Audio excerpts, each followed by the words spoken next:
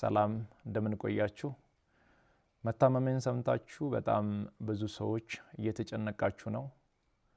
መታመሜን የነገርኳችሁ እንድትጨነቁ ፈልጌ ሳይሆን እንድትጸልዩልኝ ስለሚፈልግ ነው በርግጥ አዲስ ሚዲያ ኔትወርክ ጋር በነበረን ኢንተርቪው ቆይታ ጋዜጠኛው በድንገት ተጠይቀኝ መታመሜን ነገራችኋለሁ አሁንም ቢሆን ሁላችሁም በየእምነታችሁ እንድትጸልዩልኝ ፈልጋለሁ ህመሙ የጀመረው አሁን አይደለም ተላምደናል ዛሬ አንድ አመት ከ5 ወር አካባቢ የሚሆን ይመስለኛል ያኔ ጎፋ በመሬት ናዳ ምክንያት ወገኖቻችን በሞቱ ጊዜ ለማገዝ እዛ ነበርኩኝ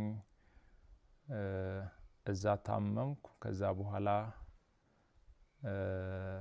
ህመሙ በዛው ነው የቀጠለው እስካሁን ባለው የህክምና ክትትል ያደረኩ ነው ቀጣይ ያለው የህክምና ሁኔታ በቅርቡ ከሀገር ውጪ ሄጄ በህክምና አደርጋለሁ ህክምና ብቻ ሳይሆን በዚህ ሰዓት ለኔ የሚያስፈልገው ኢትዮጵያ እናቶች ኢትዮጵያ አባቶች ወጣቶች ሁላችሁም በየእምነታችሁ እንድትጸልዩልኝ እፈልጋለሁ